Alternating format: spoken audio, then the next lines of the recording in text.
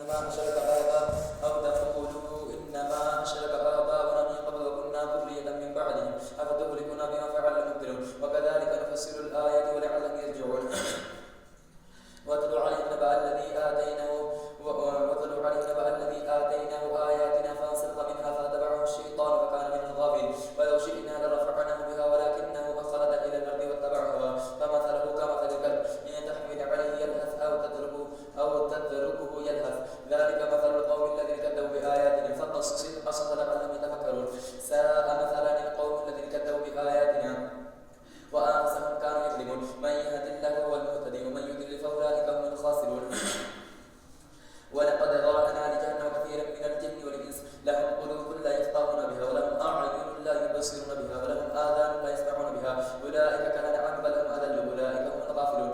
ولله الأسماء الحسنى فادعوه بها وذروا الذين يلحدون في أسمائه سيجزون ما كانوا يعملون وممن خلقنا أمة يهدون بالحق وبه يعدلون والذين كذبوا بآياتنا سنستدرجهم من حيث لا يعلمون فأملي لهم إن كيدي متين أولم يتفكروا ما بصاحبهم من جنة إن هو إلا نذير مبين أولم ينظروا في ملكوت السماوات والأرض وما خلق الله من شيء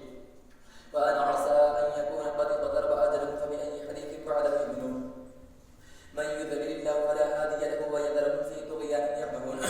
يسألونك عن الساعة أيان مرساها فيما قل إنما علمها عند ربي لا يجليها لوقتها إلا هو ثقلت في السماوات والأرض لا تأتيكم بالبغتة يسألونك كأنك حفي عنها قل إنما علمها عند الله ولكن أكثر الناس لا يعلمون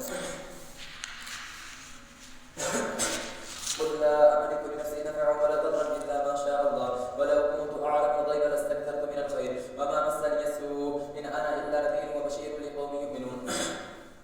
هو الذي خلقكم من نفس واحدة وجعل منها زوجها ليسكن إليها فلما تغشاها حملت حملا خفيفا فمرت به فلما أثقلت دعوا الله ربهما لئن آتيتنا صالحا لنكونن من الشاكرين فلما آتاهما صالحا جعل له شركاء فيما آتاهما فتعالى الله عما يشركون أيشركون ما لا يخلق شيئا وهم يخلقون ولا يستطيعون لهم نصرا ولا أنفسهم ينصرون وإن تدعوهم إلى الهدى لا يتبعكم سواء لا يستطيعون لهم نصرا ولا أنفسهم ينصرون وإن تدعوهم إلى الهدى لا يتبعكم سواء عليكم أدعوتموهم أم أنتم صامتون إن الذين